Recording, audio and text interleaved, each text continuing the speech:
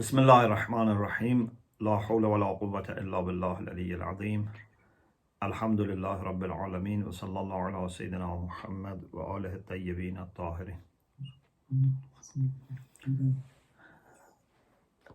Alhamdulillah, we all are familiar with the concept of Wilayah, and from our early stage of life we know that Wilayah is very important part of Islam, and we are grateful that we have Wilayah of Amir al-Mu'mineen and the Imams from his progeny.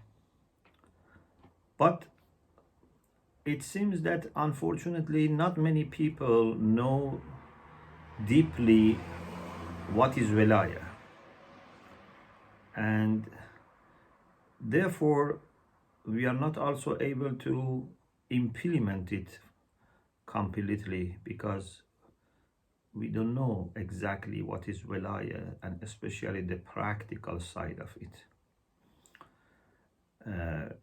Inshallah, in the courses that you will have on Aqaid, you would see that Muslims historically have chosen few things as principles, as usuluddin, and our Sunni brothers are somehow different from us in articulation of usuluddin.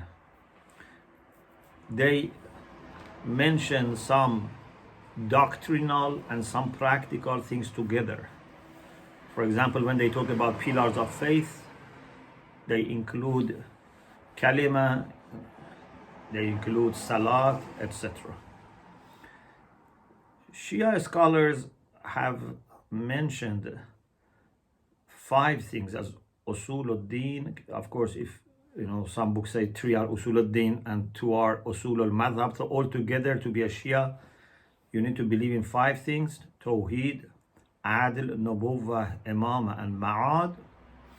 And then we have Furu'uddin, which are practical. These are branches of the tree of religion, and one of them is Tawalli, the other one is Tabarri. So Tawalli means to have relation of Wilayah with awliyaullah, and Tabarri is to distance ourselves from the enemies of Allah subhanahu wa ta'ala. I don't want to go into that discussion now, but what I would like to mention here is that Tawalli is not something doctrinal only. Tawalli and Tabarri, like Salat, like Zakat, like Hajj, like Khums, like Ma'ruf, Nahi al-Munkar, Jihad, these are practical. It means that Wilayah is something that we need to practice. Wilayah is something that we need to implement. It's not just, I believe that, for example, these are my imams and I believe that they are ma'soom, I believe they are appointed by Allah subhanahu wa ta'ala, I believe that I have listened to them, that's it. No. We have to exercise and execute Wilayah. So, therefore, it's very important to know what is Wilayah and then to try to implement it. Many years ago, when I was thinking about Wilayah, it came to my mind that it's very difficult to use one word or even 2 words. Although some people translate guardianship, but Wilayah is not just guardianship. Wilayah is more than that. So I came up with this explanation that Wilayah is a notion which is built on 3 things: Ma'rifah, Mahabbah, Ta'ah. Wilayah needs Ma'rifah between all the relevant parties. Mahabbah, love, is not just something practical. Sometimes, you work in an office, in an organization, maybe even you work hard, but you don't necessarily love that organization or love other people who are there. Just, it's your job. But in Wilayah, there must be love and obedience. But obedience also is not like normal obedience, that the one who is on the top has to be obeyed, whether you like it or not. Here, obedience is out of love, and love is out of ma'rifah, and you obey because you love. You want to please the one that you love. And also, obedience is not just obedience of the one who is lower to the one who is on the top. Obedience can be actually even for the people who are in the same level. A believer should obey another believer if they tell them to do good. المؤمنون والمؤمنات بعضهم أولياء بعض يأمرون بالمعروف وينهون عن المنكر. Believing men and women are awliya for each other, and therefore they have the right to do amr al-ma'ruf, nahi al-munkar. So I should obey you if you say something right, and you should obey me if I say something right. This is in addition to other reasons for obedience. For example, I have to obey my parents. I have to, for example, obey, my leader. But every moment has some level of obedience to be observed. And that is because Wilayah makes us all one body. Even interestingly, in Hadith Qudsi, we have that Allah says, He is also obedient to those who obey Him. مُطِيعٌ لَمَنْ أَطَاعَنِي. I obey those who obey me. If you listen to Allah subhanahu wa ta'ala and then you ask Allah for something, you pray to Him. So He would feel, if we use this language to make it simple, that He should obey you and grant you your request. So, Wilayah has three elements: ma'rifah, mahabbah, ta'ah. Lots of discussions about ma'rifah. Ma'rifah to Imam, then ma'rifah of community of Imam, ma'rifah of challenges, opportunities for Imam and his community. Lots of things are here. Mahabbah, which is not going to stop. This mahabbah is going to continue even on the day of judgment. It is true that on the day of judgment, some people run away even from their relatives. يَوْمَ يَفَرُّ الْمَرْءُ.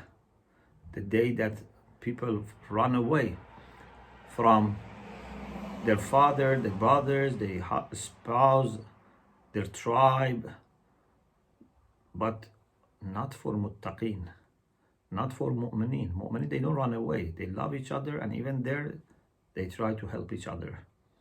الْأَخِلَّاءُ يَوْمَئِذٍ بَعْضُهُمْ لَبَعْضٍ عَدُوٌّ إِلَّا الْمُتَّقِينَ. Friends become enemies except the pious people. They remain as friends even on the day of judgment. So, mahabba is there in dunya and akhirah, and obedience. But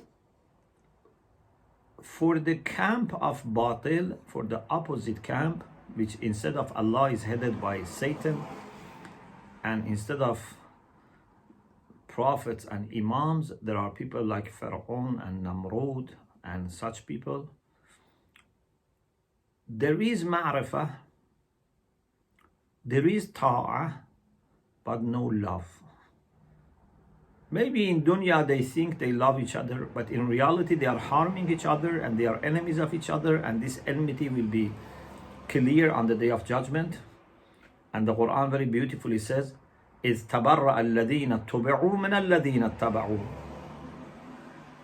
People like Pharaoh and Namrud will distance themselves from their followers. And they say, we don't want to have anything to do with you. And then those who have followed them, when they see this behavior, they say, لَيْتَ لَنَا كَرَّةً فَنَتَبَرَّأَ مِنْهُمْ كَمَا تَبَرَّأُوا مِنَّا. We wish we had another chance to return and distance ourselves from them in dunya. Of course, this is too late. So, in the camp of Muawiyah, in the camp of Fir'aun, in the camp of Namrud, there is some level of ma'rifah, there is some level of obedience, but not mahabbah. There is no love. They use each other, but they don't love each other. But in Wilayah of Allah subhanahu wa ta'ala, there is love, there is kindness, there is ihsan, there is mercy. So we have two camps. How many groups of people we have?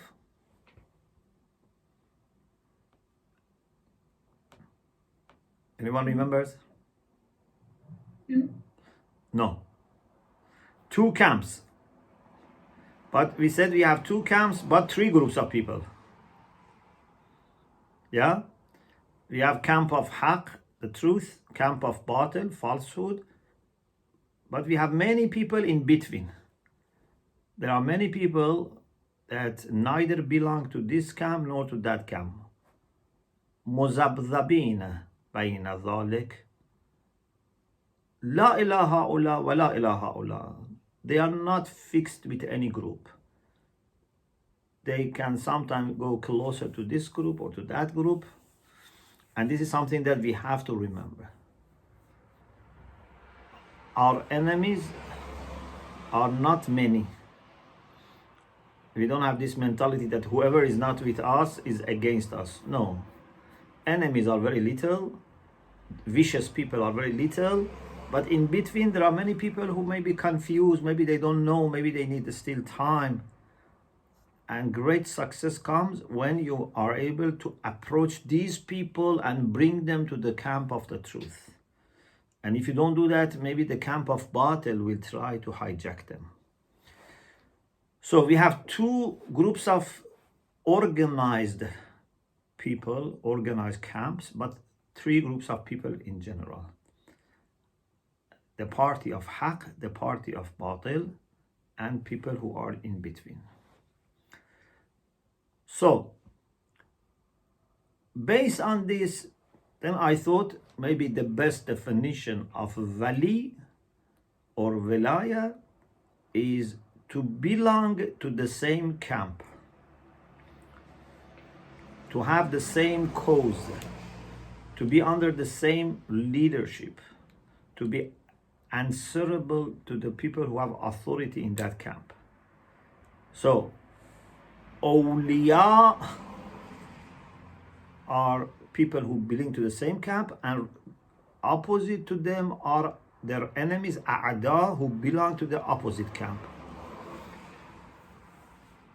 Rasulullah sallallahu alaihi wasallam, for example, on the day of Ghadir, said, Allahumma waliman wala wa adiman ada. If someone is showing wilayah to Ali, is in his camp, you support them. If someone is fighting Ali, means in the opposite camp, you also take care of them and stop their enmity. So, wilayah means belonging to the same camp. Wilayah is not a relation between one person only, an imam or the prophet or Allah subhanahu wa ta'ala. This is wrong to think that wilayah is a personal relation that can happen in isolation from other people. Wilayah is our relation with each other and with Allah subhanahu wa ta'ala and the Prophet and Imams. It's true that every person has some personal relation, private relation with Allah. It's true. But that relation very much is interacting with our relation with each other. Even my relation with Allah is shaped with my relation with other people. If I am kind to them, it helps my relation with Allah. If I am unjust to people, it worsens my relation with Allah subhanahu wa ta'ala. So belonging to the same camp, having the same ideals, the same aims, objectives, leadership, these are things that make you sharing Wilayah with each other. And there are lots of evidence for this, that in some lectures and some papers about collective nature of Wilayah or social Wilayah we have explained. I think I stop here. If you have some questions we can take, and then after that inshallah I can leave you in peace and you can continue. Alhamdulillah Rabbil Alamin. Thank you so much. You're welcome. Every time I hear about this topic, I never, I can't hear about this topic enough, to be satisfied and to think that I've remembered everything. It's always, especially today when you're talking, I was struck again when you said, how believers should be obedient to each other.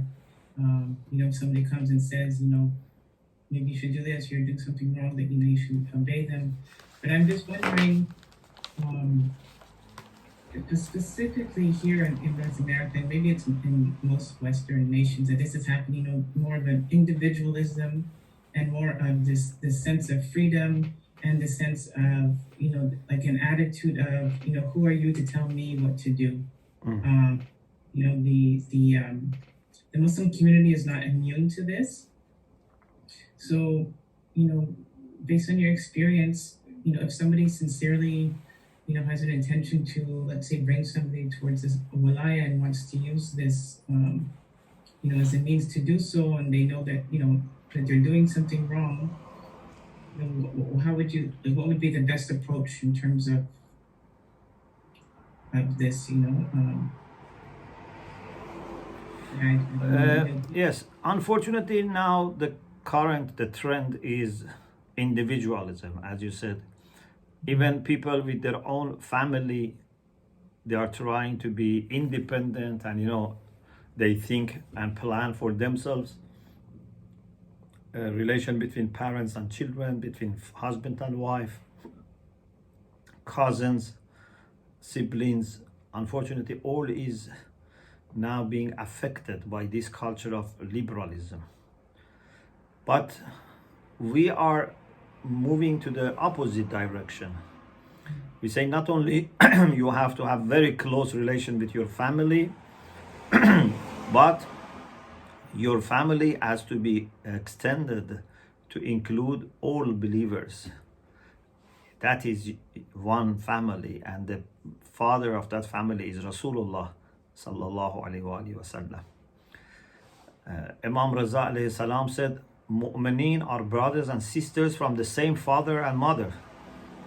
So we should really look at each other as brothers and sisters. Sometimes I say, if sharing blood and genes can make two people brothers, so what about sharing Iman? Is Iman less important than blood? So we are brothers and sisters, and we should understand this. We should try to find out what are the implications of brotherhood. What are the requirements of this brotherhood, and somehow try to protect ourselves from this wave of liberalism and individualism. This is why it's absolutely important to talk about this concept of social Wilayah and promote it and make it the norm in our community. And then in this way we can also be good witnesses for others. If they see we have a strong family and community relations, they would also look at us as good example.